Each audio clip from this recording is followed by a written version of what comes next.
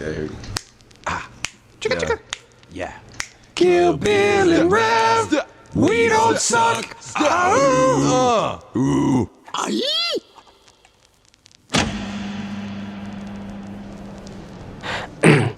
Go ahead. Sweet diarrhea, good afternoon. No, I insist. I have to poo. Welcome back to the We Don't Suck podcast, episode 77. You said we don't sock. Yeah, dude, we don't have any socks. Bare feet. Featuring your host with the most, Rav, R-A-V, R-A-V, and the other dude, Booby. So it's Rav and Booby back in it. What's cracking, dude? Not much, man. I'm just letting the waters of the Lord and Savior wash upon my face, brother. You know what I mean? What I mean? I think you understand what I mean. Yeah. You've been there. We've done that. Yeah. You and me. Back to the back. Yeah. Dicks in hand. The Lord is watching. Yeah. Welcome to the We Don't Suck podcast. I'm your host with the most, R-A-V, R-A-V, Rav, and this is my main man, the other guy. Booby. That's right, Rav and Booby. What's good, man? What's popping with you? Not much, man. How's it going? What's new with you, man? Dude, What's I've happening? had an eventful week, and I want to talk about it, okay? Yeah, fucking let loose. I'm gonna okay, so let me Tarantino it, okay? Okay, while you do it, I'm gonna eat a cupcake my girl made for me, okay? Okay. Could you do it quietly, though? Because you have a tendency to get right in the mic, and I can just hear all your mouth sounds, and it's...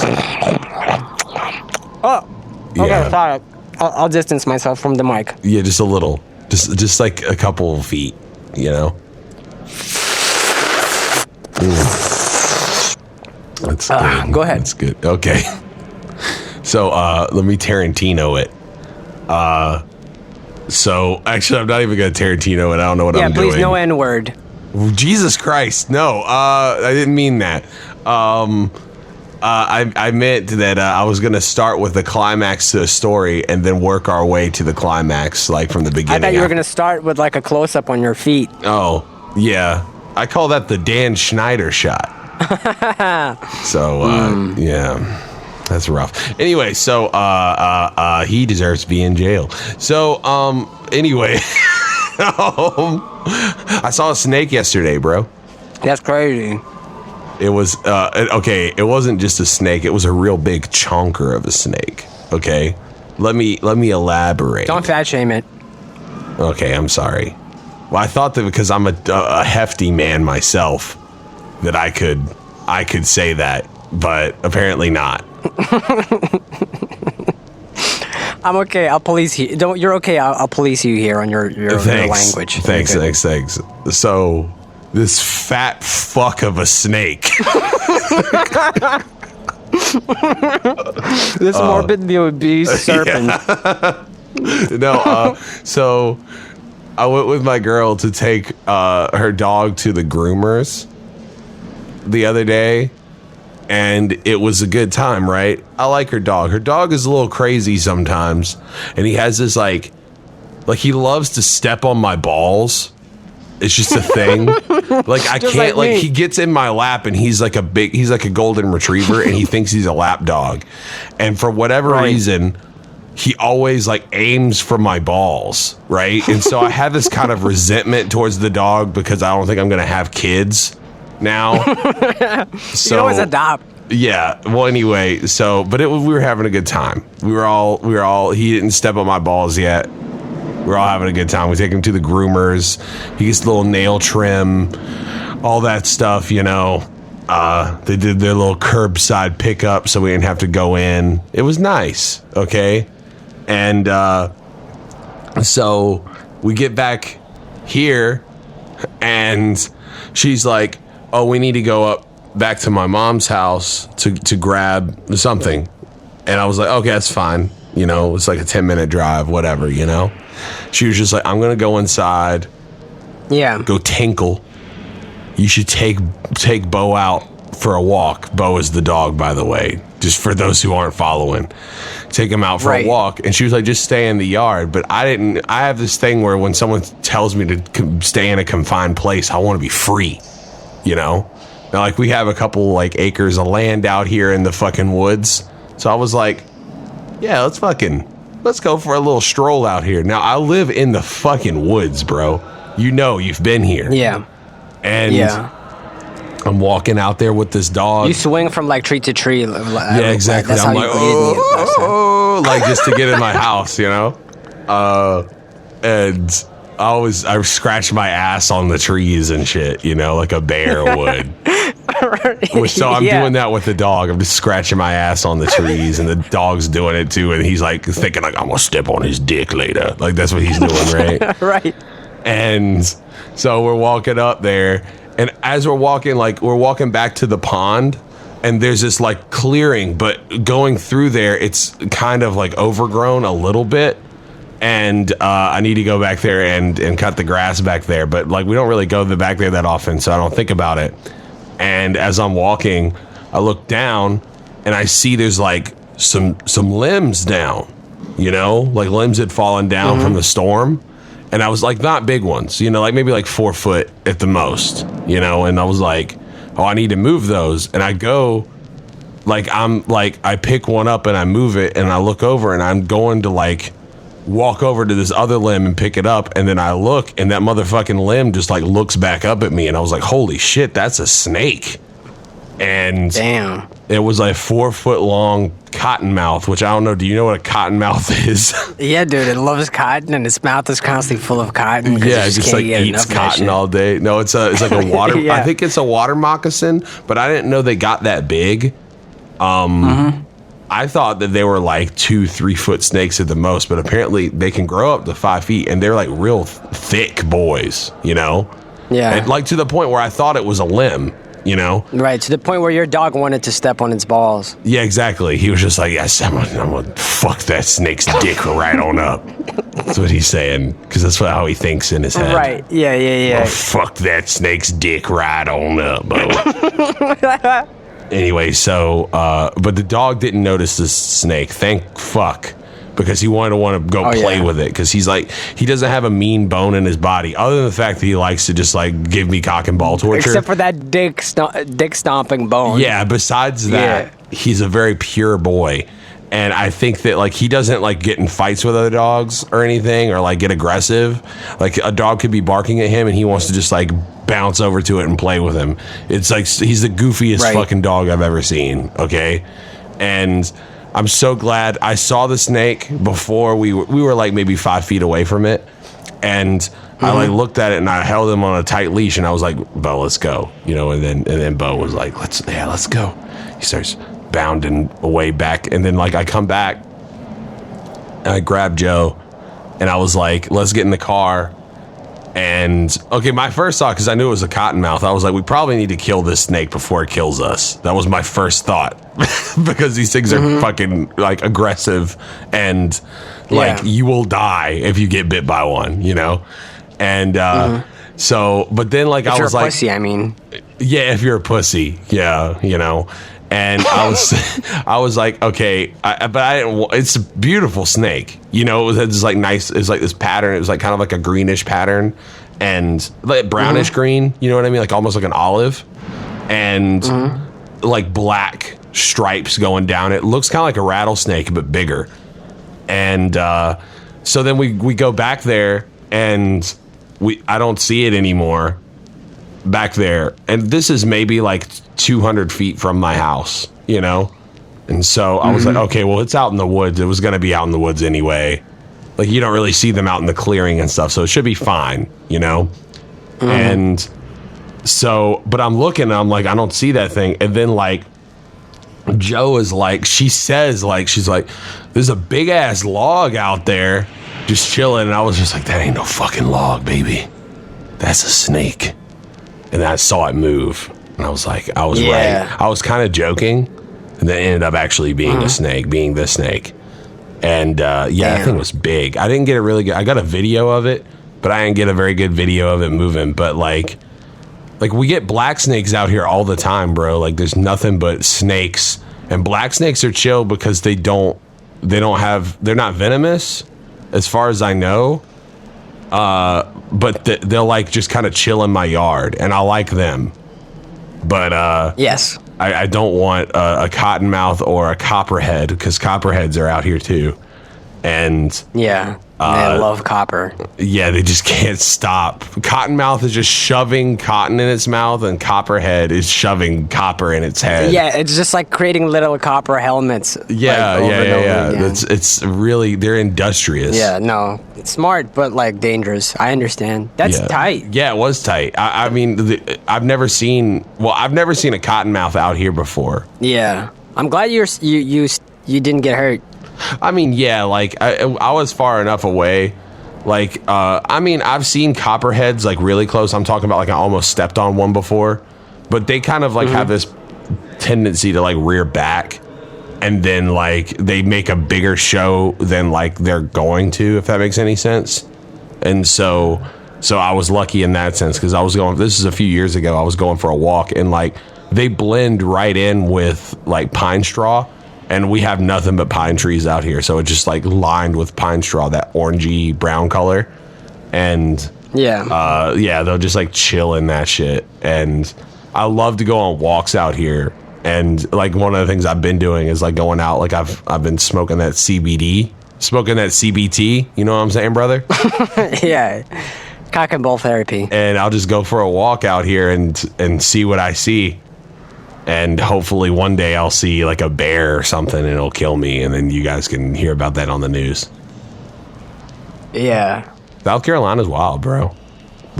That's pretty wild, man. So yeah, I saw a snake. Yeah. How's your cat? Good, man. My son's finally learning how to lick his own butthole on his own. Finally.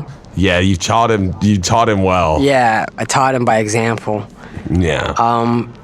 A good dad. Other than that, taking him to the vet every now and then, since he's young, he's getting a lot of like those vaccinations, getting microchipped, dewormed, defleet, all of that. Autism juice. Frequent visits. Yeah, exactly. Definitely cutting that out. I'm vaccinating my cat to give it autism and make it gay. And then, and a few months from now, I'm gonna neuter him manually myself. Yeah, great. I'm gonna circumcise my cat. I think I know what I'm gonna be doing, so I feel confident about it. Aside from that, been working on the album and other stuff, but yeah, been good. Busy but good. And speaking of busy but good, ad time. Oh, fucking asses. I forgot that we had sponsors ever. I have an incredible product today, Bill, and you're going to be excited to hear this. I'm happy. You ever been to a funeral? No.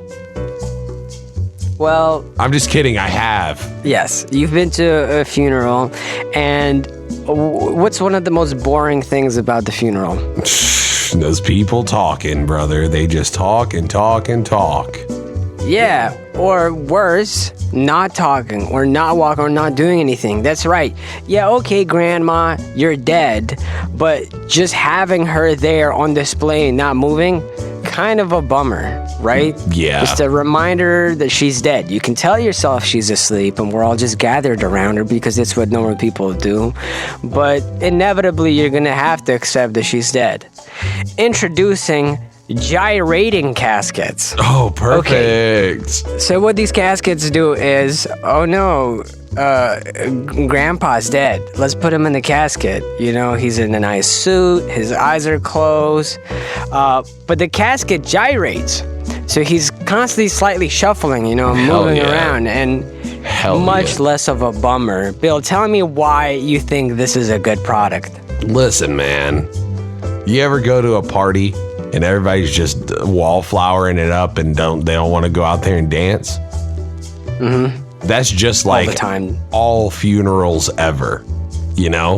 All funerals are just everybody they're not dancing. They're just chilling around a dead person. And to me, that sounds Bummer.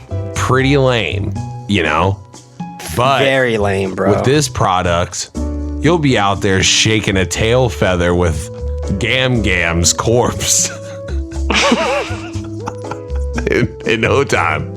She'll be moving her hips, you know? One more dance, you know what I'm saying? DJ, play a long one. You know, she'll be out here giving lap dances to the casket. Yeah. She'll be fucking. When I die, bury me with multiple gold chains and some sort of textured coat so that as I gyrate within my casket, you hear pleasant sounds that make you want to get up and move. Yeah. Who knows? Maybe they'll bring your granddad back. Note: product cannot bring your grandpa back.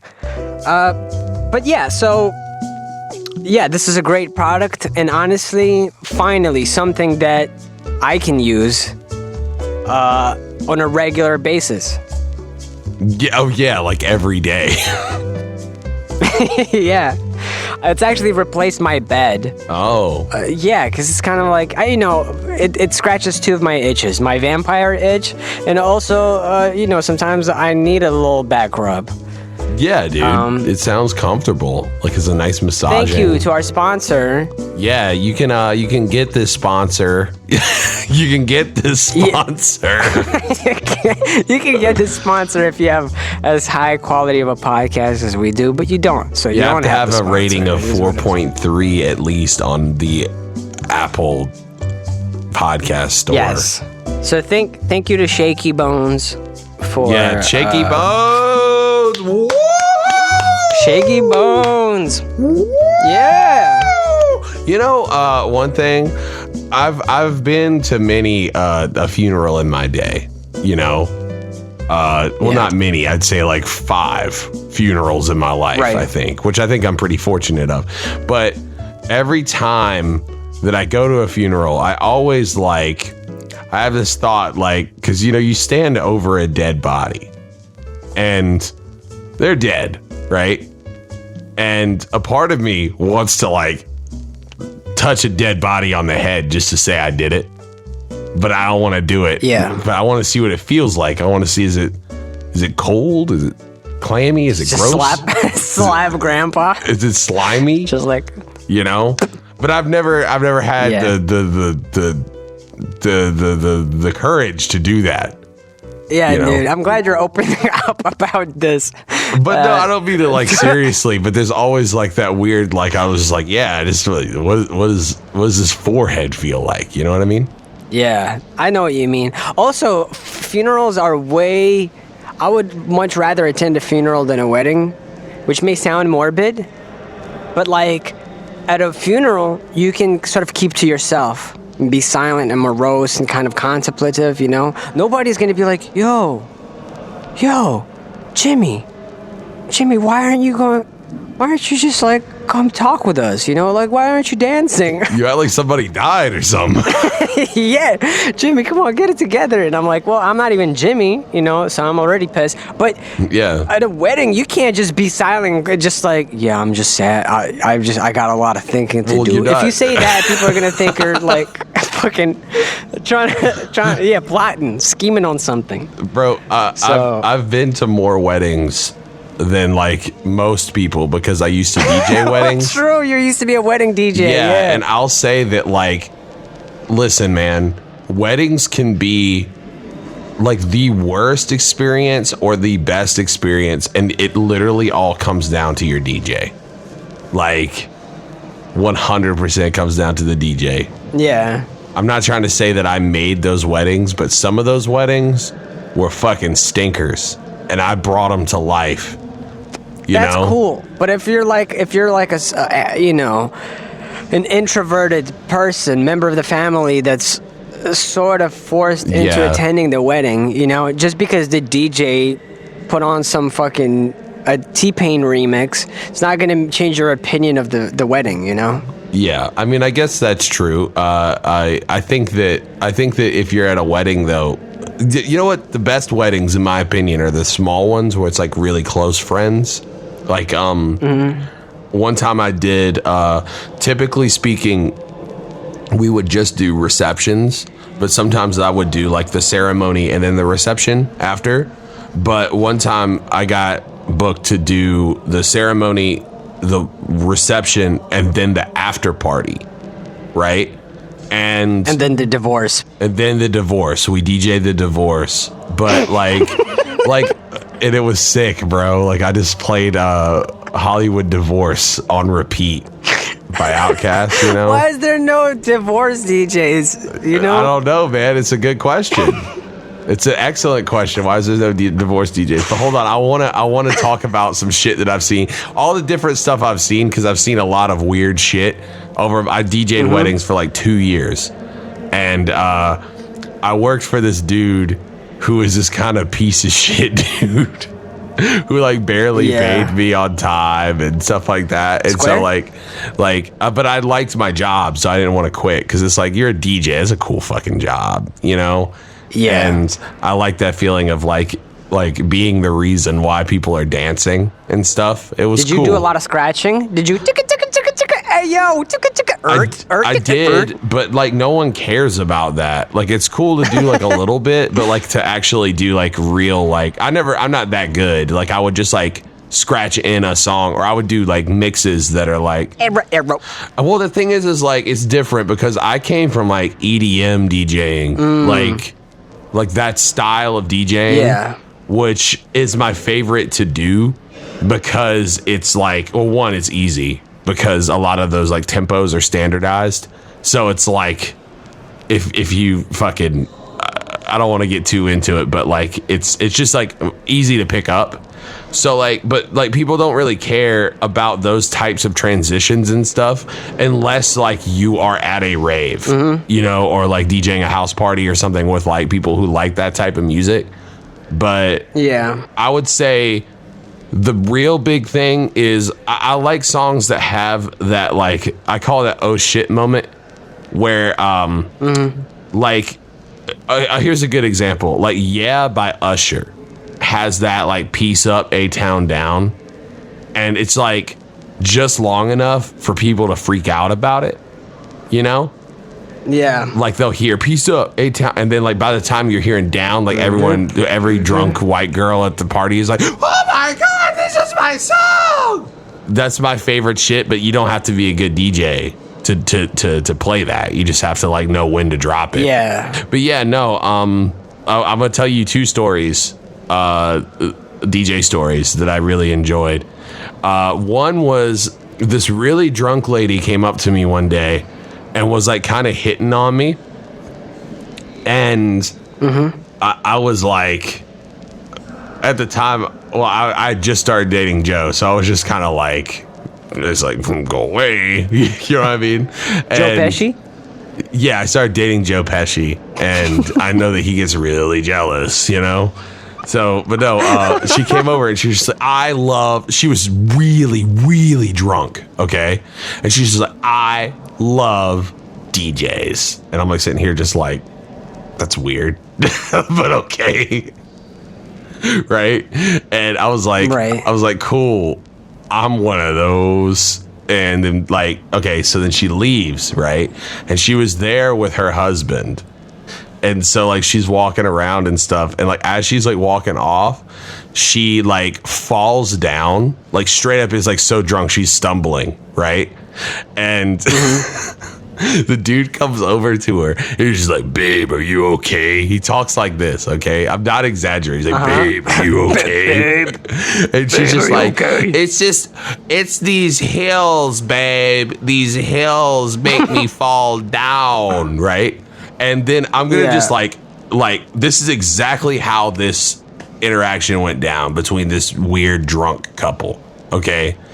She's like, it's these hills. I just keep falling down. Babe.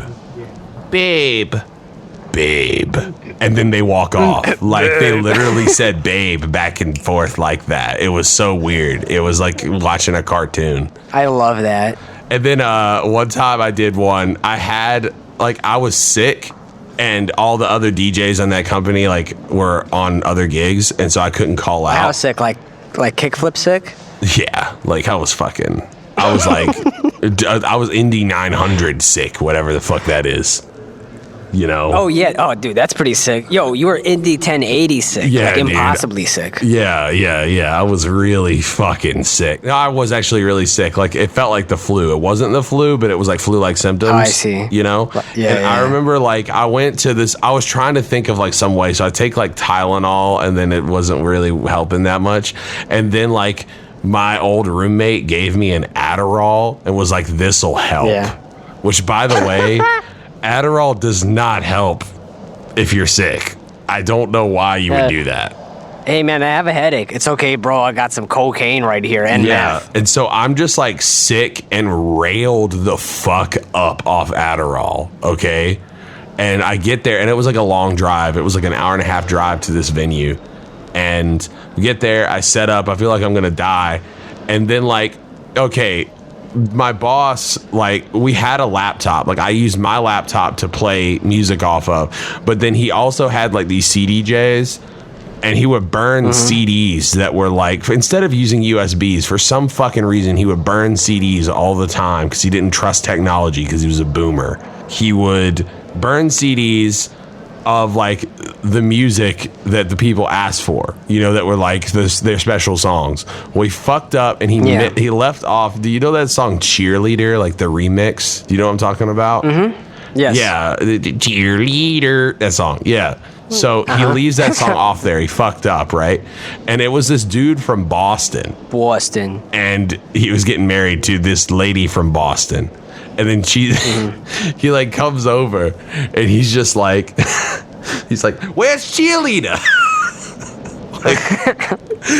I don't know, that's a special song. Where's Cheerleader? You'll have Cheerleader? And I told him, I was just listen, my boss didn't put it on there. And he railed me out. He cursed me out in Bostonian for what did he 10 call minutes. You? What he called me he just called me motherfucker a lot, but it was just but it was just mad funny because what's wrong with this country? It was that type of shit. Yeah.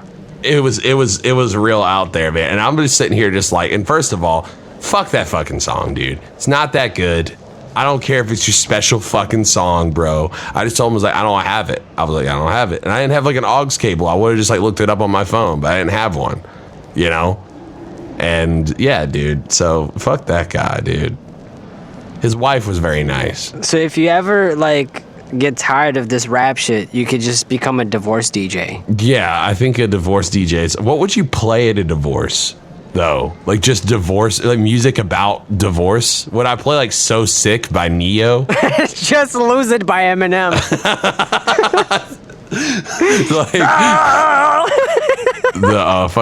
The judge just goes, "Yeah, you're losing the house and the kids." You just hear just lose it. Yeah, what else would be a funny thing to play at as a divorce DJ? What wouldn't make sense?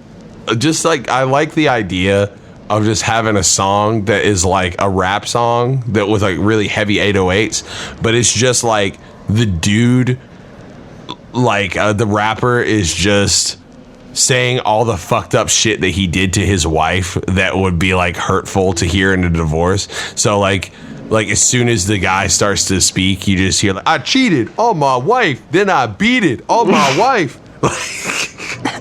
I imagine some just music that makes no sense just to play I'm a Barbie girl, halfway through your set.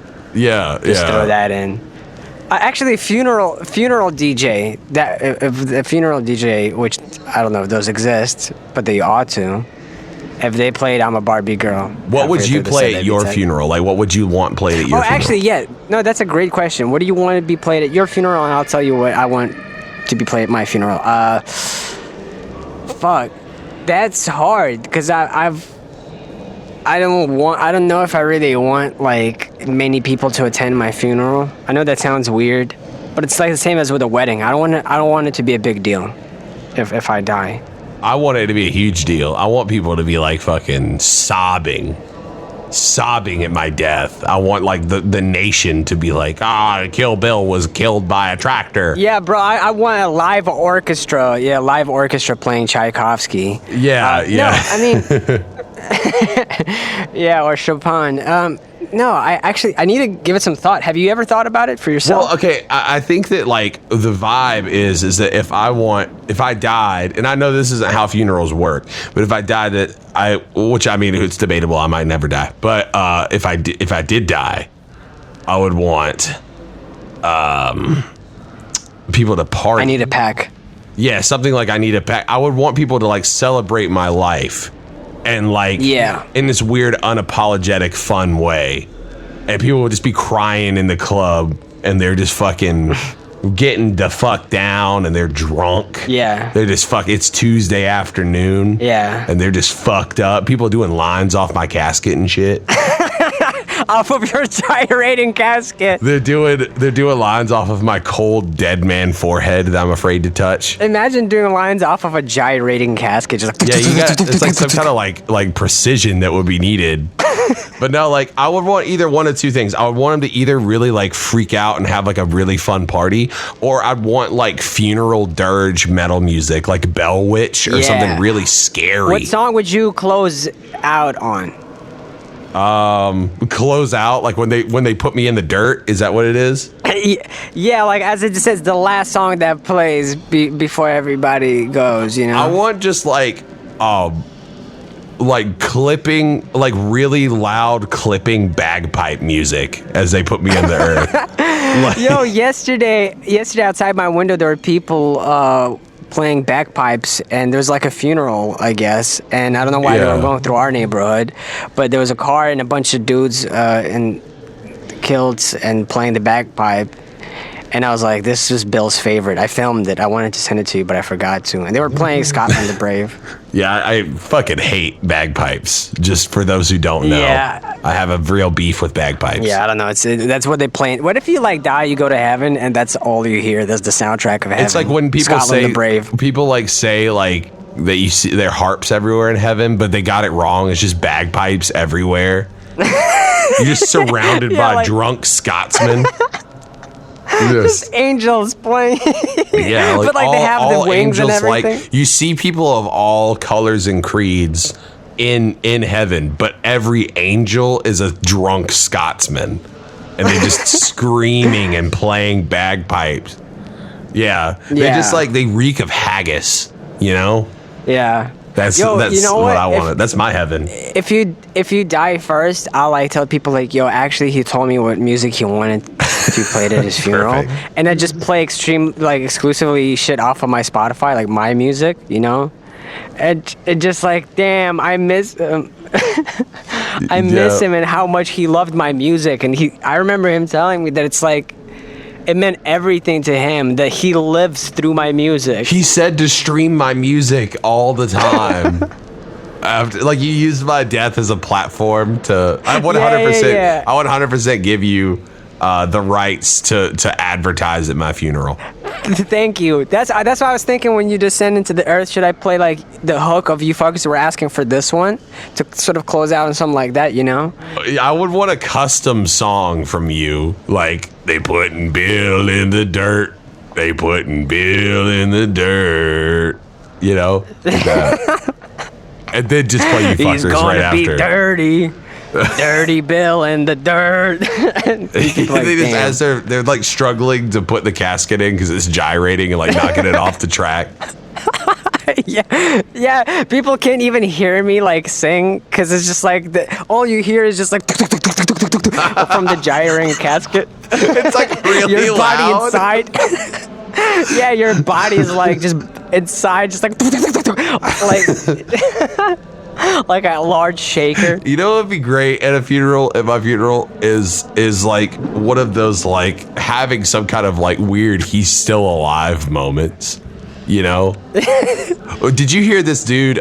This dude who died of cancer, before he died, he recorded this like thing where it's like they put him in the casket and they put a fucking speaker, like a Bluetooth speaker in the casket with him, and then like as they're lowering him, you hear it just like like, don't bury me, I'm still alive, and shit like that. That's tight. You're just like, it's That's so tight. dark. Could you imagine just like hearing that and like not knowing? Imagine hearing that, but he's in a gyrating casket.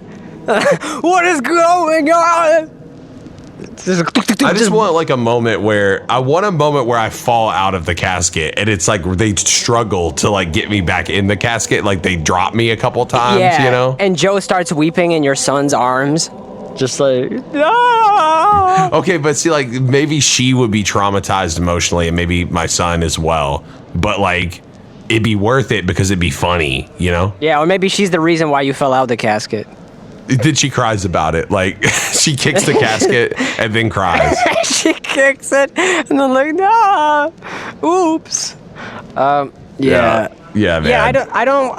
You know what? I do think there needs to be maybe like a solemn moment of thought about someone's life after they died, but I definitely don't want to be mourned as much as I would like to be. If people remember, then I would like to remember fondly, so that there's still application that I can have posthumously, Even you know? in death. Yeah, because if my existence purely gets boiled down to a reason for somebody to be depressed after I've died, it's kind of sad. I'd rather maybe not even be remembered if that's the case. But then I don't think But that's. I I don't think that's really how it works, though. It's not like a reason to be That's true. depressed. I mean, I guess if it would be if like your life was tragically cut short. Like I would be very upset if you died, but like I think that's just a natural. When you lose anyone that you love, you mourn them, and then afterwards, then you think fondly of them. You know. Yeah, exactly. You're right. Yeah, you're right. Yeah, Hopefully. And you know, being an artist is fortunate in the sense that like you still get to live through your music after death, you know, if you are one of the fortunate ones. Yeah, and then you really pop off and get those big Spotify numbers before you can get paid for it. You can't get paid for it at that point. Yeah, like right as you die, like I try to figure out a way to make sure that your Spotify revenue gets redirected to me. You know, like that's what he wanted. That's what he would have wanted, not to Joe and his children. Yeah, it's me. Yeah. That's true. It is true. Well, then I wouldn't mind streaming your music at your funeral, because if that money's going to me either way, then it's like it's fine.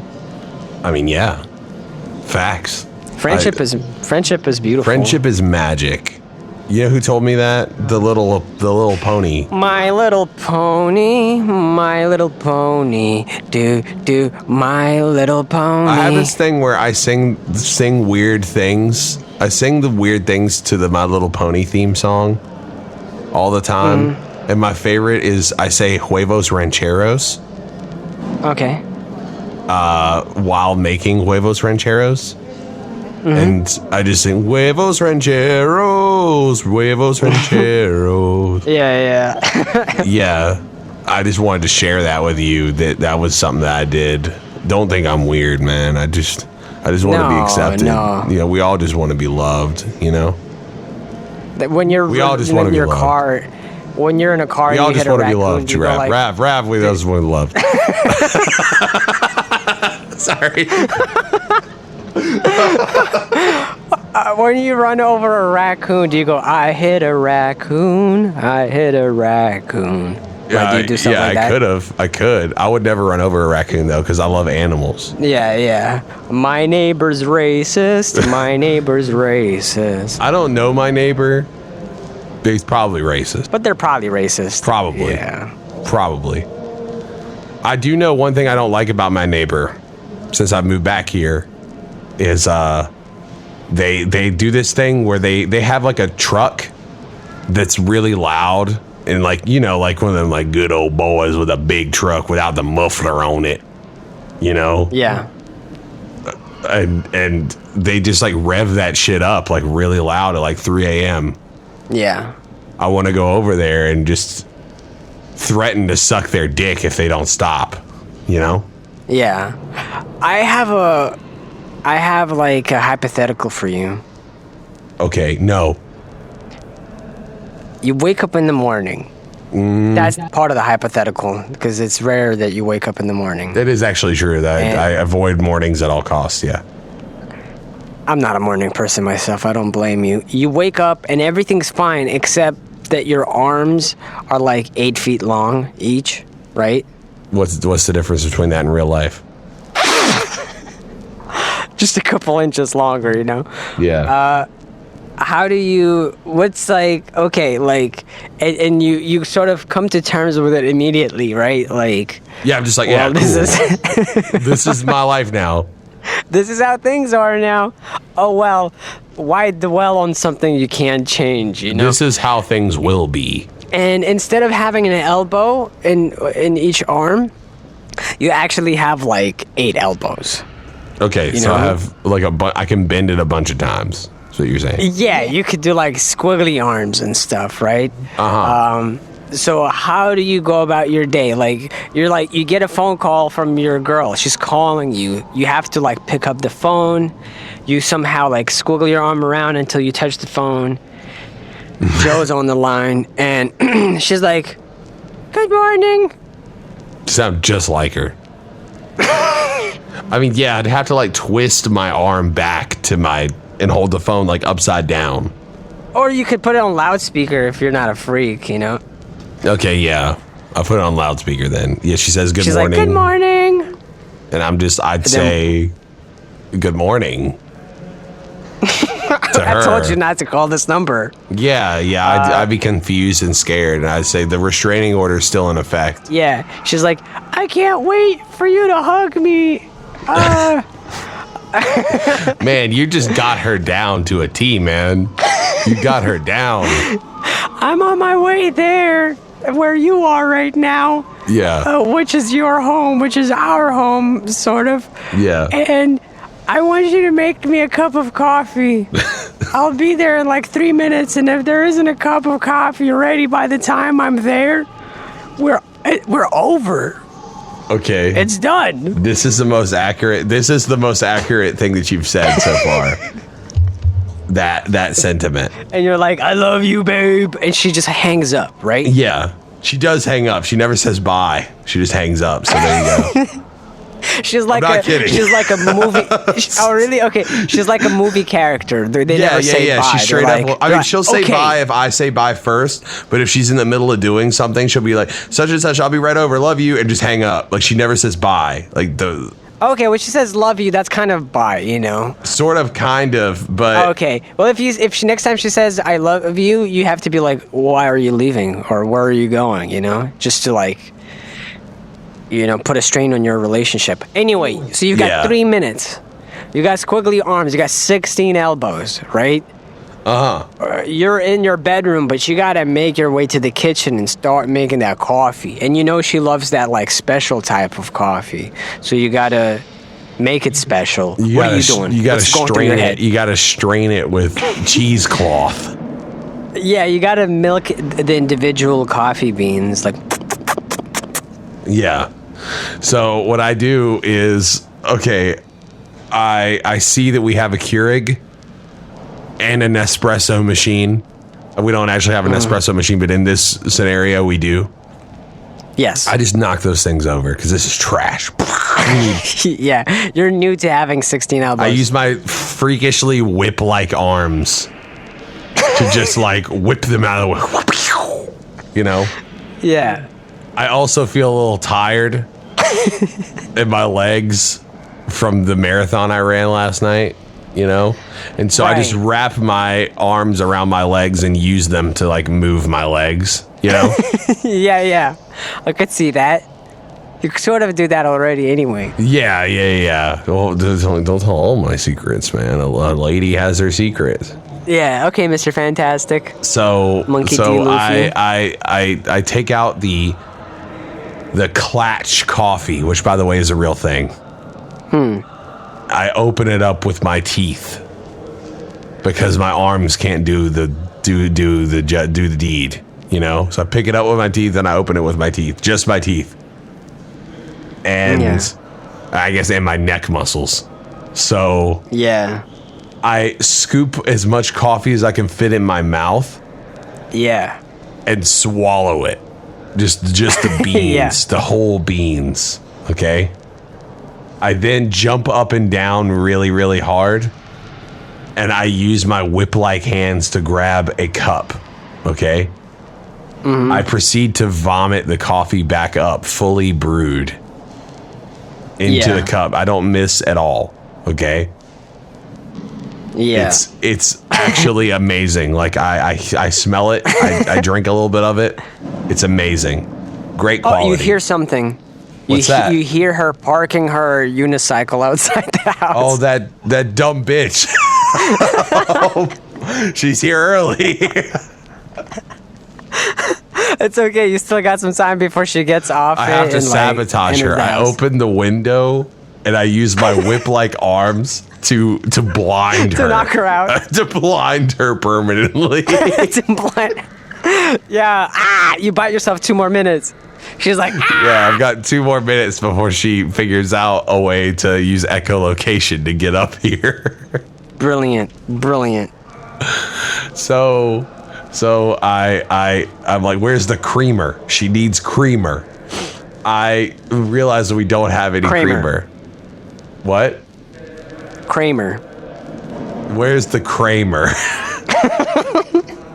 So I open up the fridge and realize that we're out of both milk, soy milk, and creamer. Damn. And I say, fuck, what are we gonna fucking do?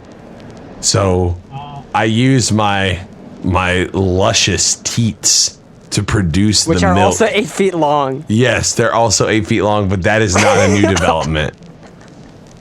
So I put the cup on the ground and just step on my long teats. And it sprays my man-produced milk because I'm a freak. Yeah. It's like milking a cow, but like way stronger. Like it's just got some force to it. It's like a fire hose. Yeah. And but just very small bursts of a fire hose, you know? You could like take someone's skin off with that, you know? Hot. So it lands some in the cup. We realize, I'm like, shit, we need sugar. I notice that there's no sugar. Yeah. So I use my powers to which is one of my X-Men abilities we've never talked about, to take all of my blood glucose and then turn it into a liquid and throw it up. Very useful power. You know, Professor Xavier would have definitely accepted you if he knew about that one. Well, that's because he wasn't a diabetic, bro. Like he wouldn't have accepted me because he's not a diabetic. But if you really need some sugar and you're a type A diabetic, that's useful. I'm sure you could like. Or if your enemy is diabetic and you actually want to put him in a coma, you know. Yeah, exactly. Yeah, see, now you're talking. So I throw up my sweet nectar into this cup. And I realize, oh shit, I haven't stirred it. I look up, I see her stirring outside. Yes, she's getting ready. She's about to come in. She's about to come in. I need to do something. I chunk a flashbang grenade out the window. It lands directly on the steps in front of her, blinding her further and also taking away her hearing. Yeah, the shrapnel really fucked her up and delayed her for another 2 minutes. Yeah, okay, so I got another 2 minutes. I need to figure out how to stir this thing. So I realized quickly that I auctioned off all of my spoons at the heroin convention. Oh, no. And I don't have anything to stir it with. I don't have a knife either, because that'd be dangerous to have in the house. Yeah. Forks are okay, I guess, but you don't want to use that. Weird. So I decide I'll do as the Mayans did and mix it in my mouth. So right. I take the entire cup of boiling vomit liquid that tastes good, and I put it in my mouth, and I swish, and I spit it back in the cup. But then I think to myself, she doesn't have her biscotti to dip in her coffee. And she is stirring outside with much more vigor than before. She's on the floor, but her arm is reaching for the door handle. Yeah. She's like gonna pull herself in, you know? Yeah. She needs her biscotti. I need to figure out something. She's really trying to get in the house. You want to make sure this relationship is like you guys don't have a falling out, you know? Yeah, exactly. I take a knife, my boomerang knife, and I throw it, and it cuts both of her tendons to where she'll never stand again. What are they? The Achilles tendons? Those. Yeah. Cuts both of those. She'll never stand again. So even if she gets in the house, because you want to preserve your relationship with her. Exactly. I gotta keep her at bay, you know, at all times. Yeah. What are you doing for the biscotti? Fuck, dude. I need to make some biscotti. I don't even know how to do that. I take some cornstarch. Yeah. Cornstarch and water, because that's all I have in my cabinets. And I mix them up and throw them into the oven really fast. I pull it out after about 3 seconds, and it is not solidified at all. I sprinkle some chocolate on top and say this will have to do. How much have you made? Like 4 pans. Okay, so the really soft, not biscottis, you know? Yeah, you started to hear heavy breathing, and you look over your shoulder. She's standing right there. She's standing like you didn't even hear the door, but she's standing right there in the room with you, and she's sort of like a I had to do 'em type of pose, right? Yeah. And she looks you square, and like she looks you right in the eyes, and she says, "My main bitch just called me to tell me I'm the shit. Call it duty. Get it? Duty? Like the type that fall out booty." That's all she says. Is that a real quote from something? No, I just made that up. Okay, good. Yeah, I mean, she made it. She said, "Is it?"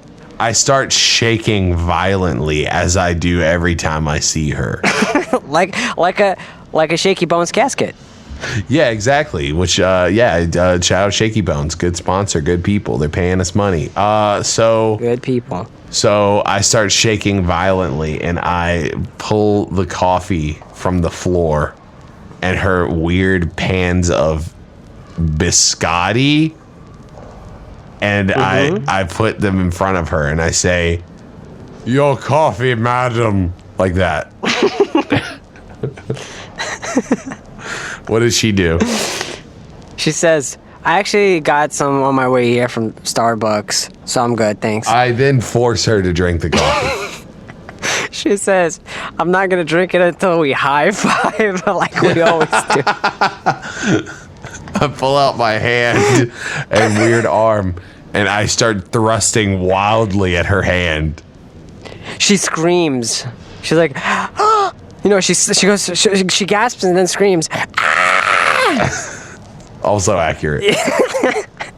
And then she says, "You haven't cut your nails." Oh no. I ask her to do it for me. She starts to walk towards you and trips over one of your teats. Fuck. Hits her head against like the side of the chair and passes out. Okay, good. She's at bay. I can cut my nails on my own. I then pull out, using my teeth, I pull out my Kung Lao hat. You know, from Mortal Kombat, and he can throw it as metal, it can cut things. Course.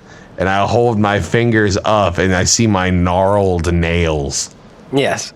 I kind of with my teeth throw the hat, and it cuts the nails perfectly. It looks like I just had a manicure on one hand. Also, the hat keeps going and cuts off Joe's legs. Yeah, what's his name from James Bond? Something Odd Job. Yeah, like that, but before Odd Job existed. Yeah, you toss your hat. Oh, this is okay. Yeah, dumbass. Yeah, okay, I'm sorry. you predate Odd Job. Kung Lao predates Odd Job. Is that true? Yes, Mortal Kombat 2 came out in like 1993 or something. And when did Odd Job appear in the James Bond movie the first time? Oh, I was thinking of GoldenEye. I might be wrong.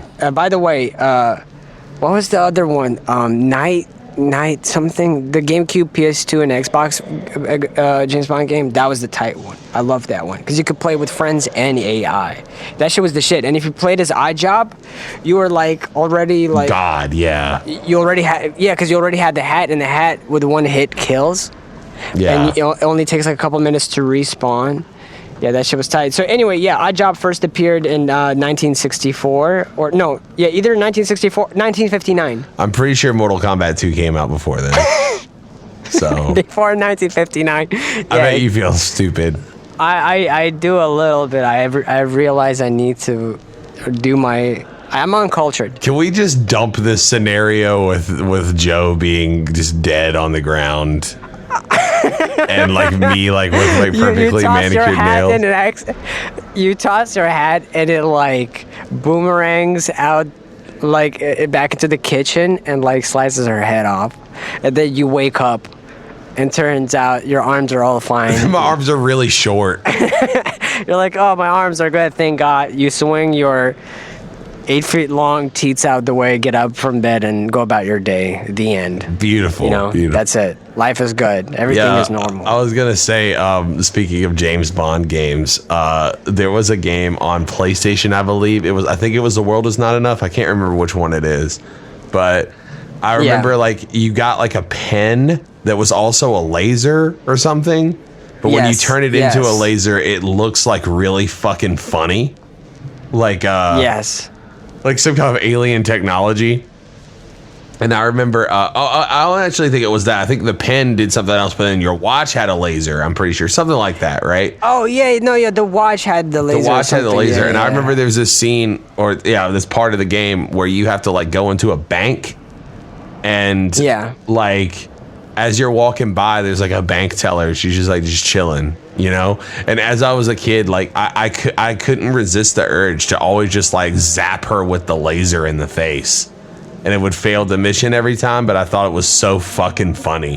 Like, and I still do. Yeah, that's hilarious. Like to this day, like imagine like you're just like, oh, hello there, sir, and then he just zaps you in the face with a watch laser. Yeah. Nightfire was a tight ass game. I remember it starts off really weird before you even get to the menu. You're in a car in Paris. Yeah.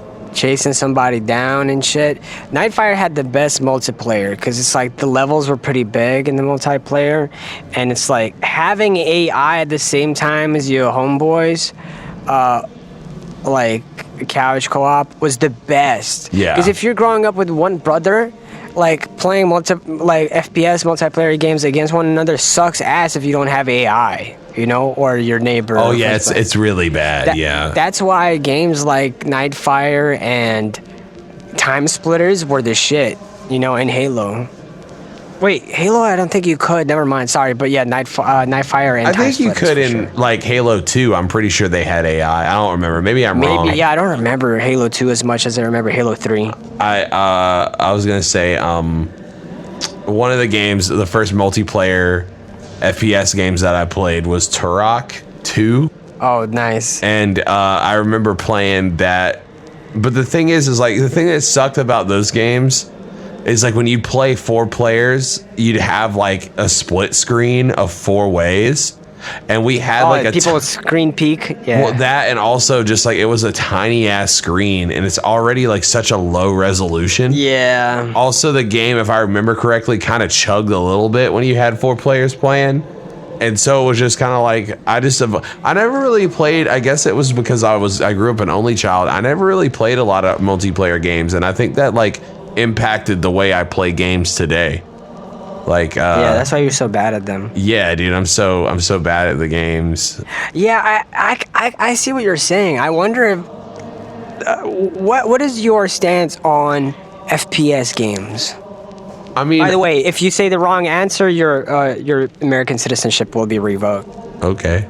I mean, I don't really have a strong opinion either way of FPS games. Like, I like I like when I was younger, I would play through, like, I would get Call of Duty and stuff like that, and I would play through the campaign, but then by that point you were playing online. But like before, like FPS games, like in like N64 PS1 era, like they weren't necessarily all multiplayer. Like you just had FPS games that had campaigns, you know. That's true. Yeah, and absolutely. it was like I always felt like the multiplayer was like a bonus. Like it was like, oh, this is cool. A lot of people like, I still kind of feel like that. Like I really don't play a lot of online except for like fighting games, you know. Interesting. But I like FPSs online. Like I played a little Overwatch, and like I used to play like Call of Duty, like the first Modern Warfare. I used to play that. No, wait, Modern Warfare 2. That's the one. Yeah, Modern Warfare 2. That was the one I played like the shit out of. What about you? That's interesting. I mean, I haven't played any FPS games in at least 8 years. The only time in the last 8 years that I played an FPS game was when we were over at Ryan's house playing Halo 3. Yeah. Oh, and Minecraft. Yes, I guess Minecraft. The best FPS of them all. Arguably. But the thing is, like, it's because there was definitely a point in life where I love FPSs. I still do, you know? Yeah. But there was definitely a point where I thought FPSs were like the best genre. I wasn't a big Call of Duty fan, but I loved Time Splitters. I loved Halo. I loved, what was it called? I played a lot of Halo too. There was like the PlayStation 2 answer to Halo. What was it called? Black or something? Killzone. Killzone. Why did I say Black? I don't know why it made me... Because I guess the cover was super cool. I loved Killzone. Mm-hmm. I loved James Bond games. I don't know, the FPS genre really captivated me. The stories were kind of cool. I mean, the coolest ones were like Killzone and Halo. I loved those ones. Yeah. But most of the time, it's like the multiplayer is what attracted me to it, and I think I fell in love with it because I was at a GameStop when I was like 10, and I think it was like either Halo 1 or Halo 2. You could play it right there at the store. Yeah. And I played with my friend, and I was just like, what the fuck? Yeah. And it's like I had played FPSs before then, but like something about Halo just transformed the way I looked at games. Well, I feel like Halo was definitely revolutionary. I'm not saying that there weren't games that used those elements before, but I liked the whole, even in the campaign where it's like you have warthogs, like you can drive on the warthogs, and like this whole like you can steal the aliens' weapons, and the aliens' weapons work differently than how the I was gonna say the American weapons for some reason, because it's the United States Marine Corps in space. And the fact that it was like a lot of shit going on, like especially the campaign. Like I remember like playing the campaign for Halo 1 when I was like 13, maybe even younger than that, 12 maybe, and I was like so super into it. Yeah, but like I feel like I was like more when I was younger. I was like more into like RPGs than I am now, and I mean I still like RPGs and stuff, and I still like FPSs. Like I just got Doom Eternal, and I'm really enjoying that. Mm-hmm. Doom was a series of games that I loved. Something about FPSs was also scary to me as a kid. I think it's my introduction to Doom and Doom 2, and also there was a lot of Doom clones back then. Yeah. And there was this one in particular that I had that was terrifying to me. It had like zombies and shit like that. It was sort of like, in a sense, it was closer to Duke Nukem, you know? Yeah. Which again, another great series of games. Mm-hmm. And as a kid, it's terrifying. Everything just looks so realistic because it's like you're looking from first-person perspective and not like a platformer. And up until then, most of the games I played were platformers and racing games. Yeah. And so it's just like, it's mind-blowing. It's like you get this sense of perspective. And those games, and this is before I got to really play 3D games. And it was just terrifying because like you don't know what's behind you until you turn around. I think that's what it was. And I found that captivating, but I definitely was afraid. Oh, yeah, yeah. And then my love for it grew over time. Like, Time Splitters was crazy. There was so much, like, customizable shit you could do. And then, like, you know, the mode where there's, like, sort of like a zombie type of mode where there's one infected person, and if they touch you, then you're infected. And if another, and then it just spreads. And then Halo has it's called Infected or whatever, right? But I believe Time Splitters predates it. It had a really cool mode, and it looked scarier because Time Splitters was really funny, weird, and odd, but also kind of gross in a good way. Yeah. But Halo 3 is where, like, I think for me, FPS has peaked. And it was a combination of me being the right age for a Halo 3 to come out. I was like 15, 16. Mm-hmm. And the fact that I love the Xbox 360, you know? I was like a PS2 kid and a Gamecube kid, mostly a Gamecube kid with a little bit of PS2 stuff here and there. Yeah. Prior to that. And then switching to Xbox 360 was like, oh wow, I really love this. Like, I loved so much that Xbox 360 had. I loved the UI. Yeah, just how I remember the controller felt. you remember the OG 360 UI? Like, it looked way different. Yeah. Like, yeah. I remember having, because, like, I was, like, one of those, like, unfortunate people that had, like, really bad red ring issues. Like, mine would, like, I went through. Too. Yeah, I went through, like, 3 Xboxes. Yeah, same. The third one was the Xbox Ultra, whatever, which the one that doesn't get those. Oh yeah, the Elite or whatever. I think that's what it was. Elite, yeah, that's right. Yeah.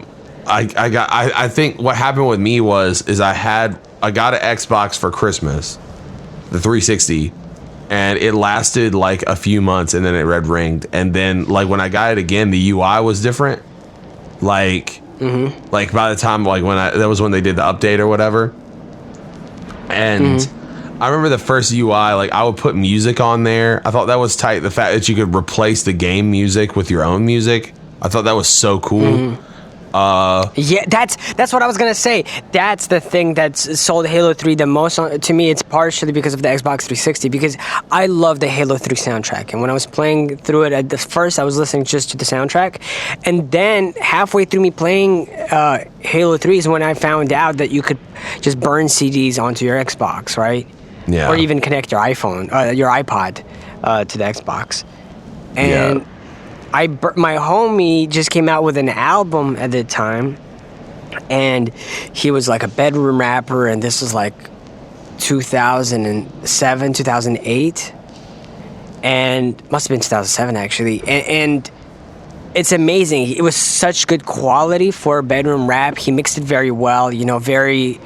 Like, it's a good microphone. It was very well compressed and EQ'd. He did everything himself. He made most of those beats himself, but they had, like, a really nice characteristic about them. I bet now if I listen to the album, it sounds like ass, but it had, like, a spacey vibe about it, but it was also kind of, yeah, like, spacey and jazzy a bit. Yeah. And I remember thinking, like, damn, he made his own fucking album. And it had an intro where his little brother was... like reading a poem or something, you know? That's or like tight. Interviewing him, but it sounded like super spacey, and then one of his friends did a poem as a skit in between the songs, and it just seems so crazy to me, because it's like, this is the kind of stuff I love, and that's what I would love to do, because I was already like, at that point I'd had recorded on cassette tapes, and I've tried recording digitally, but I was nowhere near, I didn't have a good enough mic for what that person was doing, I didn't know anything about mixing, or that was even a thing. Mm-hmm. So to me, hearing that was just mind-blowing. It's like, and this is a friend, this is someone I know, and I burnt it onto the Xbox, and that's how I listened to it while I was playing Halo, and it became my Halo 3 soundtrack. I would listen to it all the time, and oh, that's so cool. Yeah, and that changed my life, man. Yeah, that was my favorite. I remember. Did you ever play this game Fear? Do you know what I'm talking about? Yes, I know Fear. I love that game. It's a great game. I like that one and the second one. I never played any of the other ones, but I just love that you could just abuse bullet time on that game. But anyway, so like one of my favorite things ever was you could replay missions and try to. It wasn't like a time attack mode, but you could make it into a time attack mode if you wanted to, or just replay a certain mission. And I would always play the first mission of Fear, and when I started it up, I would put the music as The Black Parade by My Chemical Romance. And there was like something like so tight because like it was like if you did the level a certain way, it would always like sync up to like the best parts of the music, you know? And so like when it's like I like when it gets to the part where the drums come in the very in the intro part, you know, the part that everybody like sings or whatever, it would always be like I would be like going bullet time and getting shot at. And like with that part, and it was like my father, yeah, fucking like it was so hard, man. And yeah, like I loved that album so much when it came out. I was like so into album. That type of I love that album. Oh, it's still a good album. Yes, yeah, but I was like really into it then. And it's just funny that like that was it. It's a kind of a funny song, but like that's cool. Yeah, dude. That, and I would always like I would go on LimeWire and I would download mad music and I would always be putting it on my Xbox and I was always just burning CDs. Yeah. Like I was always burning CDs just to put it on my fucking Xbox. Yep, I used to put a bunch of my beats on it as well back in the day. Like, same. And then I started putting my own songs and demos, and I was so fucking like proud. Like I don't know, hearing my music in the like as I'm fighting, like you know, shooting someone down online, felt like you this did is it. Real. You did it. I did it. My music playing. This shit sound official. See, like, you know, there's something beautiful about it. I don't ever really remember putting my own music on the Xbox that much, which is weird because you think I would. I did because I was a narcissist, and like I think it's because my friend's album became the soundtrack to Halo 3 for me. And I felt like, well, if he could do it, I could do it, you know? And like, and I started aiming for it. And for a long time, I would definitely say he was like way better than me, which is funny to say now because I feel like I'm leagues ahead of him, not to disrespect him, but you know, times have changed and we went in sort of different paths, but like, yeah, that just seeing that like, oh, it's possible. Oh yeah, definitely he was an important part to me. I think also I felt kind of like I think one of the reasons why I didn't is because like what Xbox was like popular from like 2006 on. You say it was like 06? Yes. So like I'd say 2006 or 2005, something like that. Yeah. So like when I got it, by the time like at that point like I didn't have the mic that I use now, and I think that like I knew that my quality kind of sucked. And I think that when I put music on there and I would hear it side by side with like professionally mixed songs, I always would feel like discouraged. I'd be like, oh, and it would never be like, oh, I'm doing something wrong. I'd always be like, if I had the equipment they had, I could do that. And I would always feel like, like, oh, like I'm wasting my time almost, you know what I'm saying? Or like, oh, that I did that song and I put my effort into it, but it would like remind me like, oh, it doesn't really sound that good, you know, and it could have sounded better. So, dude, I remember like a lot of the music I'd burn would be from BearShare, and it'd be a terrible, like, oh yeah, sub 128 kbps version of a Tupac song, you know? Yeah. Where it just sounds so crunchy and bad, and I didn't know the difference between that and a 320 kbps audio file. I didn't really think about it. Just some songs sounded better quality. I think it's because I got the side by side. Like I remember I would put a lot of music that I would buy CDs like crazy too. That's right, yeah. And I would put music on there all the time. So I think that hearing that side by side, like I'd pirate most of the time. Oh, I feel that. Also, Fight Night Round 3 was a good one. That was on Xbox 360. Oh, hell yeah. It's a great game. I had a random memory, actually, before we move on from Halo 3. I remember I used to do this cheating thing where, I don't know if you remember, but Halo 3, when you went online to fight others, it would tell everybody like what rank you were and all that, but it also say like if you finished the game and what difficulty you finished it on. Yeah. And mine was set to the highest difficulty, and I beat it on the highest difficulty. But like I dead ass cheated. Like I was playing multiplayer, and the second controller I would just have it there so that if I die, I respawn next to the second player. Oh yeah, you told me this before. I feel Yeah, like you. so that I I wouldn't- feel like this has haunted you. Yeah, it's partially haunted me, but also I feel like that was low-key genius, and I'm sure I wasn't the only one who did it. And there were certain levels where it was difficult, where I'd had to actually grab the second player's controller and run and find like a convenient hiding spot so that the second player wouldn't get murked. Yeah. But and it was pretty. That was pretty easy to beat the game like that, except for like the last or the second to last level, where it's like this huge open fucking space. That was a pain in the ass. Oh man. Oh yeah, But God, yeah. I love Halo. I remember that. That was a great game, man. Such a great game. Yeah, and I had like the special edition, so it came. That's another thing that transformed my life. Is on the special edition they had like behind the scenes how they did everything, and honestly most of it I didn't really care too much for, except for the audio part. The audio shit was so crazy because the dude not only showed how he designed the music, which was like whatever, it's cool. I didn't really care to see it that much. What really blew my mind is the sound effects and how they handled them and how they implemented in the game so that they sound further or closer, and they rented this car that like had a very like loud engine, I suppose, and they recorded it on the digital recorder, the sound it made when it like went, and then they like distorted it on the computer to make it sound crazier. Or they'll like throw something in the trunk that was kind of large and like, oh, and that's like, and they pitched it down, and that's like whenever you drop a heavy gun, that's how that sound worked or whatever. And they just kind of showed how like they were just recording everyday normal life sounds and then making them into these space futuristic like sci-fi noises. And I was like, holy shit, that's amazing. That's I pretty want to do crazy. that. And I started like sampling sounds. That's when I first started sampling sounds for beats that were just like in the real world that I could record. And I'm like, oh my God, it's clay. Sound is clay, and you can transform it and make it into something completely different. And Shout of course, out I'm to only Halo, saying this man. because John the Halo yeah, man. absolutely.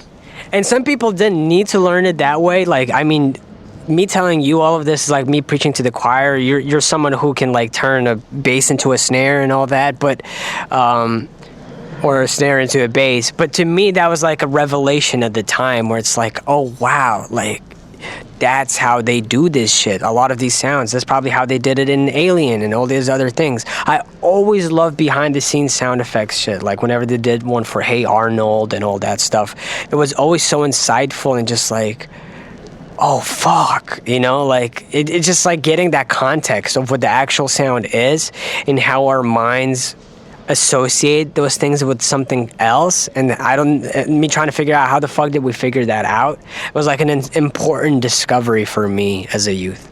Yeah, I mean, when I was younger, I always just thought it was like, oh, if you hear like a gun being dropped, it's like someone just recorded a gun being dropped. Right, you would think. But no, especially because like I think half of those sounds don't sound as cool as you think they would. No. They manufacture them in a way where they just like sound way more interesting. And also sometimes they'll be like, oh no, that's what it was. The car trunk opening up is the sound they use for doors opening up in the game. The sliding doors. Oh wow. And they just like, yeah, and they just like pitched it differently, and like I guess they threw a chorus on it or layered it in some sort of way where it just sounded more beefy, you know? Yeah. And then like as I was playing Halo 3, I would listen to those sounds and I try to imagine it's like that's the trunk, and that's like that. That's like it didn't take to a lot of people. Seeing behind the curtains can take away some of the magic from shit, and I totally agree with that. There's a lot of behind the scenes stuff I avoid because I kind of like not knowing what the magic trick is. But for that stuff, that was inspiring and exactly what I needed to like elevate my production back then, which I was still like learning how to produce, you know? Yeah. Yeah, I can't remember when I first started trying to do sounds, like recording sounds, or what was the catalyst that made me start doing that. You've been doing it for a while. You've definitely been doing it I remember you doing it 8 years ago, so I know it predates that, so it must be even before that. I don't know. I can't. Because I remember you sampled some of the sounds I've made, and you're like, oh, do that again, and you sample it and stuff. So yeah, I don't know. I think that was probably around when I first started doing it. Was like, oh really? Yeah, probably like that anyway. Like I did stuff like where I would like record myself and be like, oh, this is a snare. But it always like I didn't know how to like. That was like around the time you're talking about was like when I really like learned how to do like stuff in post to make things sound like way different.